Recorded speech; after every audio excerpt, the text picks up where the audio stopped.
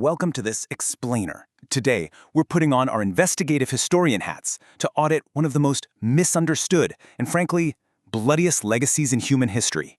We're going to look closely at the data, the historical record, and the long-term impact of an empire that literally rewired our entire planet. We're actually going to skip the usual introductions today because we need to ask a deeply unsettling question. It's one that kind of challenges everything we thought we knew about the origins of our connected world. Look, when we think of Genghis Khan, we picture burning cities and mountains of skulls, right? And let's be absolutely clear, the historical record absolutely confirms that brutal reality. But to stop the investigation there is to miss half the story. The real paradox here lies in how history's most ruthless destroyer accidentally invented the modern global economy. So let's open up this historical ledger. On one side of the page, we've got unimaginable destruction. But on the flip side, we see the foundational systems of modern global integration. The Mongols essentially stitched together civilizations that had never even spoken to each other before. They moved ideas, technologies, and goods across distances that literally no single political entity had ever managed to control. To really grasp the sheer magnitude of what changed, we have to look at the scene of the crime before the Mongols even showed up. Picture the year 1200. The world was a completely fractured place. Europe was a messy collection of feuding kingdoms, the Islamic world was split, and China was deeply divided. The average person living in England had absolutely zero connection to someone in China. No shared economy, no shared technology, not even shared diseases. It was like they lived on entirely separate planets. Before the Mongols, the famous Silk Road, well, it was a bureaucratic nightmare. It wasn't some open, breezy highway. It was a fragmented maze of hostile jurisdictions. A merchant wouldn't travel the whole route. They'd sell to a middleman who took a cut, and then sold to another middleman who slapped on a tax. By the time a simple piece of Chinese silk actually reached a European noble, all those endless markups made it cost an absolute fortune. Moving into part 1, the brutal catalyst, Temujin's rise. This is where our historical audit takes a massive turn. Back in 1206, an enslaved, orphan survivor named Temujin managed to unite the nomadic tribes of the steppe. He was proclaimed Genghis Khan, and he launched a military machine that would completely shock the world. Now you might be wondering, how did they do it? The Mongols actually weren't the largest army out there, and they didn't even have superior weapons. Their terrifying effectiveness really came down to a few things.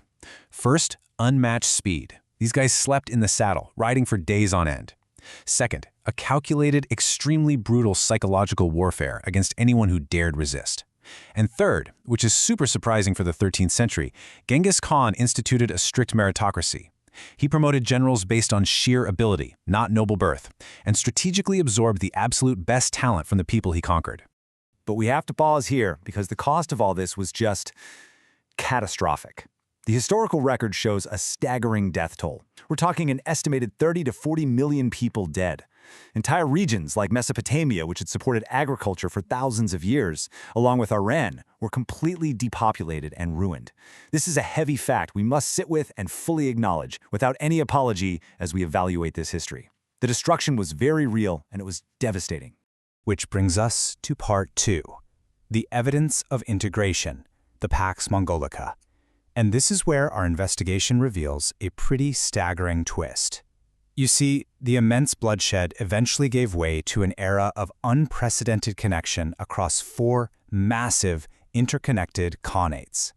The crucial thing to understand here is that for an entire century, known as the Pax Mongolica, a merchant or a diplomat could theoretically cross the entire Eurasian continent without ever leaving Mongol allied territory. Just think about that for a second.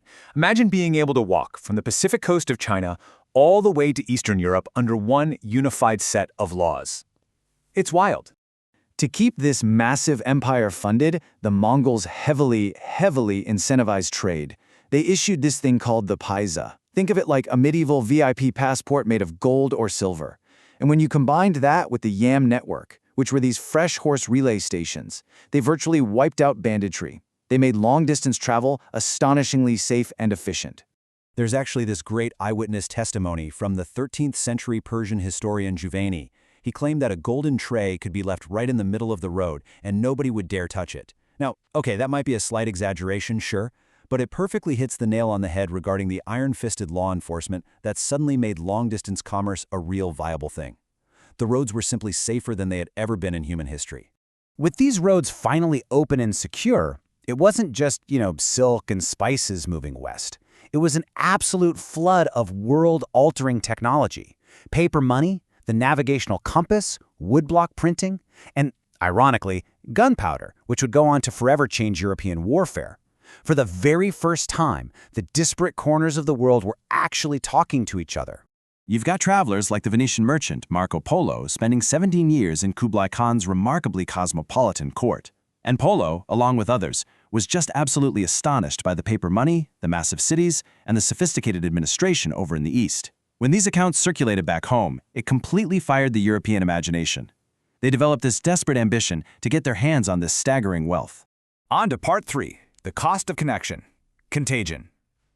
As you might guess, our ledger shows a horrific unintended consequence to all this free movement. The exact same highly efficient network that was moving gunpowder, compasses, and paper money around, well, it also moved a deadly bacterium, Yersinia pestis. This timeline brilliantly illustrates the deadly domino effect of early globalization. First, the Pax Mongolia deeply integrated Eurasia, right? But then, by 1347, that exact same superhighway carried the Black Death right into Europe, tragically wiping out a third of the population. This massive devastation, combined with political fracturing, caused the Mongol Khanates to collapse. Suddenly, the land routes became deadly and totally blocked off again. And here's the crazy part. This massive disruption is exactly what forced European sailors like Columbus and da Gama to desperately seek out new sea routes to the Asian wealth they'd already tasted. Literally, no Mongol Empire, no age of exploration.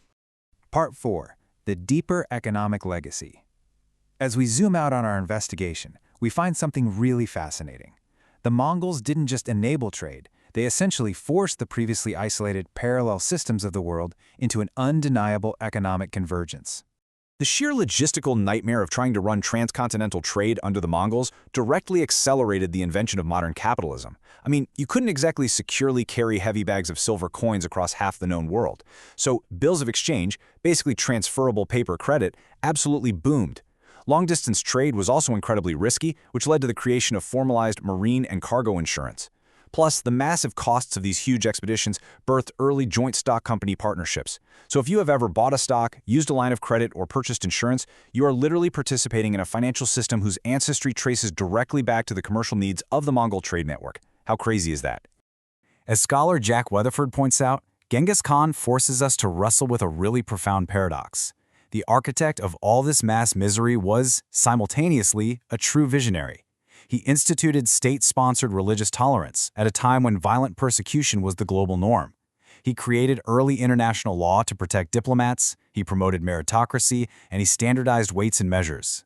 It completely complicates the simple narrative of him as just a mindless destroyer. He was, undeniably, a globalizer who intuitively understood the immense prosperity of a connected world. As we close out this explainer, we are left with a highly uncomfortable reality. History rarely moves in straight lines.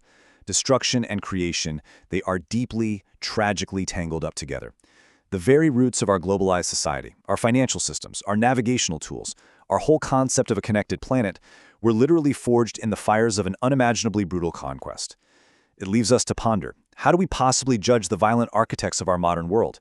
Thank you so much for exploring this complex historical ledge with me today. Keep asking those hard questions, and I'll see you in the next explainer.